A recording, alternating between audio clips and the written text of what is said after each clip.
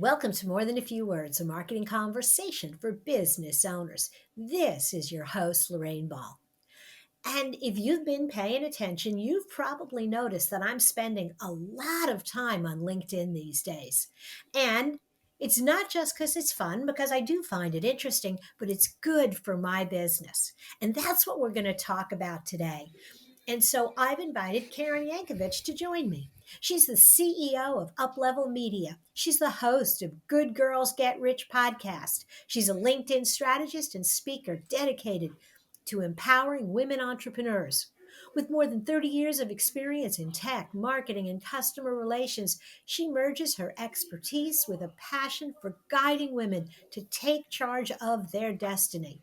She specializes in leveraging LinkedIn and PR strategies to help her clients become thought leaders, fostering wealth creation and impactful personal branding. Karen, welcome to the show. Oh, I am so excited to be here with you today, Lorraine. I'm so excited to have you because, like I said, I am definitely enjoying LinkedIn, and that's a sweet spot for you. I know why I love it. Tell me what you enjoy about the platform. Yeah, here's the deal. I am a little bit older than LinkedIn and social media. My background in sales is relationship selling, right? I have always understood the power of a collaborative experience where selling isn't, you're not selling something, you're just like creating a solution that works for everyone, right? So that comes down to the relationships that you build. And when social came about, the world got so crazy, it got so noisy. We needed to be on all these platforms. And as a solopreneur, maybe that sounds exciting because we had the same reach that Pepsi has, because we can use the same social media sites that they have. And then we soon find out that Pepsi has a team of 5,000 that manages their social media, right? And we're up till 2 o'clock in the morning trying to be all things to all people.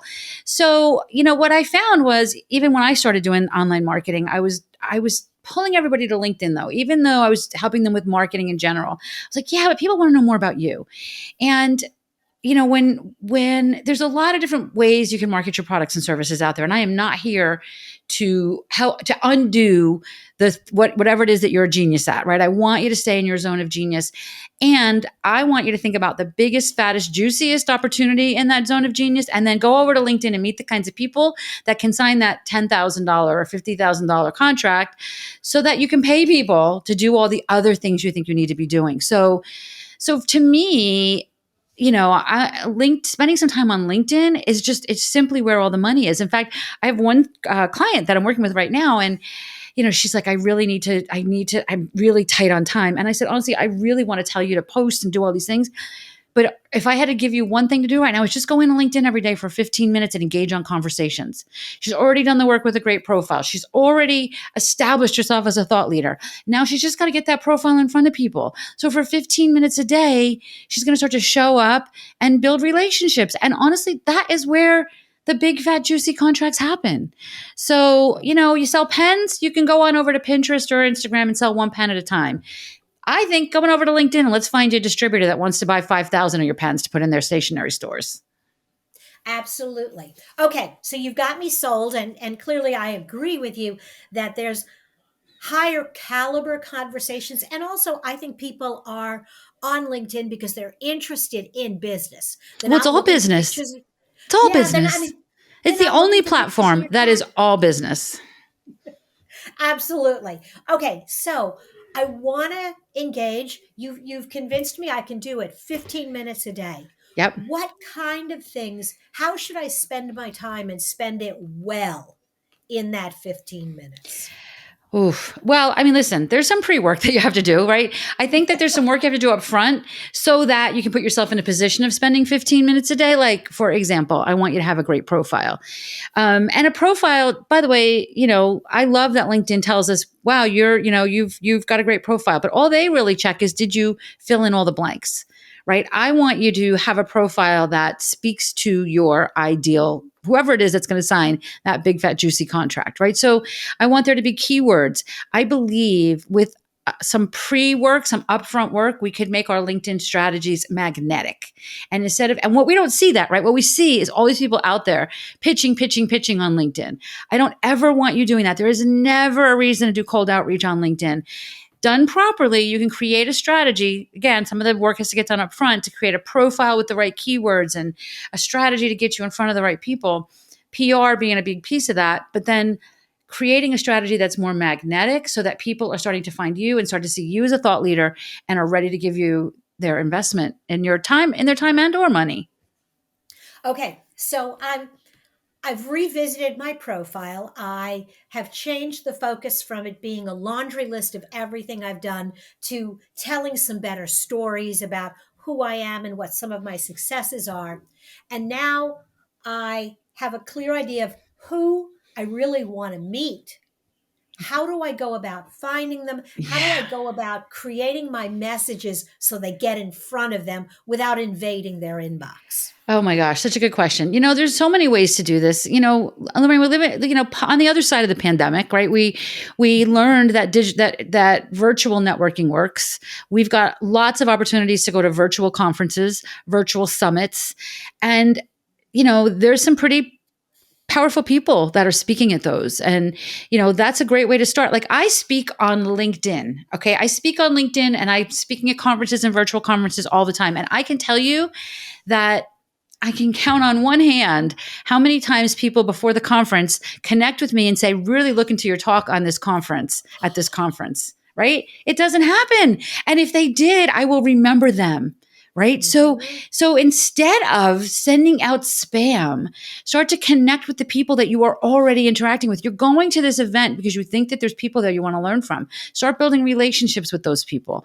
Be really intentional. Maybe you belong to a chamber of commerce or you belong to even a Facebook group, right? You don't need to connect with everybody, but you're spending some time there. So you must think there's some value there. Spend some time going through the Chamber of Commerce directory, pick out 20 people that you think you really want to meet. And then your outreach is, hey, we're both members of, the Princeton Regional Chamber of Commerce. I see that you're doing this. I'm new. I'd love to hear your experience and I'd love to get to know more about you. I mean, there's no end of those kinds of things. And frankly, you can create them. You can join an organization specifically to do just that. And it's a whole Mhm. heck of a lot cheaper than, an ad campaign to cold people, right? You can spend $300, join an organization, and now you have that directory, that big, fat, juicy directory that you can do. But the key here, Lorraine, is not to connect with everyone, to just be really intentional and do some research ahead of time. There's three types of contacts that I like to see my students building on LinkedIn. One is, of course, who might buy from us, who might be that ultimate person that wants to get a contract. But that's not really where we put the focus because I like that magnetic strategy, right? The other two Mhm. categories are who else has an audience of people that are similar to the audience you want to reach. And those conversations are now, here's what I do, who do you know? Right? So if you're an accountant and you join this chamber of commerce, like build relationships with the other members of the chambers that can refer you to people, right? That you're not really looking for them. Obviously, it'd be great if they want to be your client, right? But that's not really what the goal is. The goal is to kind of start to build that one to many. And then that third category is who are the journalists and the podcast hosts and the TV hosts that talk about what you do, and are you building relationships with them? Maybe you're a real estate agent.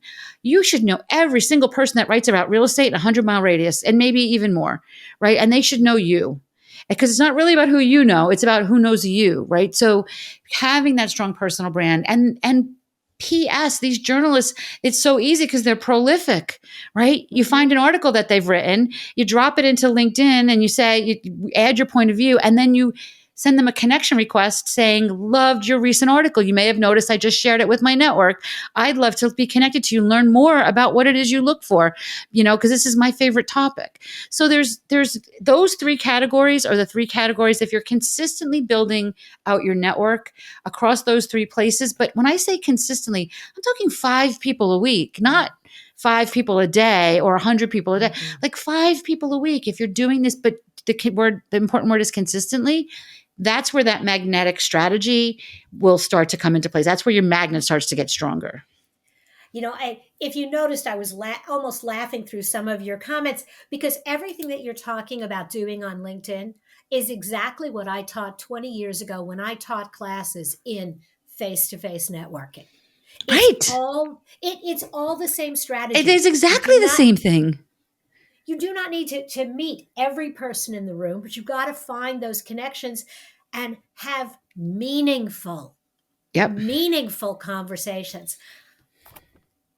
And And you know what? it has And been there's a long challenged. game. There's a short game, but there's also a long game, right? As you have these meaningful conversations in the back of your mind, if they say, "Oh, I'm so busy. I came to this thing, but we're leaving for Disney World tomorrow, and I'm really excited because my 5-year-old's never been there. Whatever." Write that down, and in 6 weeks, Mhm. reach back out and say, "I just saw a Disney commercial. It reminded us of me of that conversation we had 6 weeks ago. How's everything going?" Right?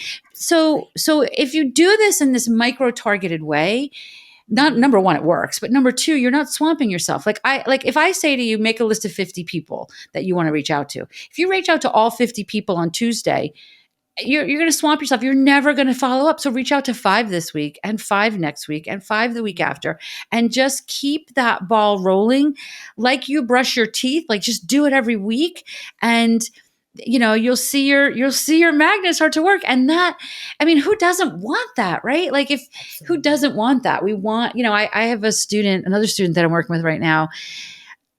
You talked about how did she find people, right? So she was like, so she really wanted to find corporations that, and I won't talk about the specific piece of the corporation, but they're corporate people. And then frankly, it was a cold outreach. So what we did was we created an idea for a white paper. And I said, reach out to 50 people that are your ideal clients and And tell them invite. you want a quote for them for your white paper. So she did a brilliant job on this. The white paper just came out recently. She did a brilliant job on it. So now she got like a few video interviews, a bunch of quotes, like written quotes. Now that she's built actual relationships with these people. So now she's kind of following up with, okay, now this exists. By the way, it can exist every year now, right? Now she can update Mhm. this every year. But now she's got a bunch of people. She can say, let's get on the phone and see how we can leverage this white paper for both of our sakes, right? So now it's furthering the relationship. But in addition to that, I was on LinkedIn over the weekend, and I was I'm always keeping an eye on the people I work with and what their conversations are. And I saw in her post somebody jumped in and said, "I love the work you're doing. I'm doing this blah blah blah event, and I think I want to incorporate you and your company into this event. Can we talk?" So of course I took a screenshot of it and sent it to her. I'm like, "This is it. This is your magnet. It's now working." Right? Like it Absolutely. just because she created that white paper, she's showing up as that thought leader, right? And it was Mhm. completely created. This entire thing was completely created for the purposes of her getting on the phone with the kinds of people she wanted to get on the phone with on LinkedIn.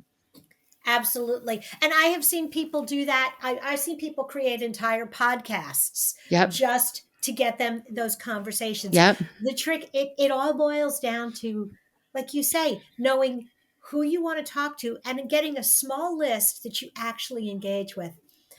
Karen, I could talk to you forever, but I'm going to put a pin in it here. I'm going to encourage anybody who's listening. There'll be a link to your website, but I really think they should reach out and connect with you on I would love LinkedIn. that. Yeah.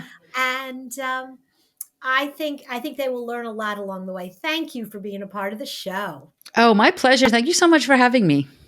This was fun. And if you are looking for other resources for your business, be sure to check out our toolbox. Look for MTFW wherever you listen to podcasts. Listen to 2 episodes, they're short, and share one with a friend.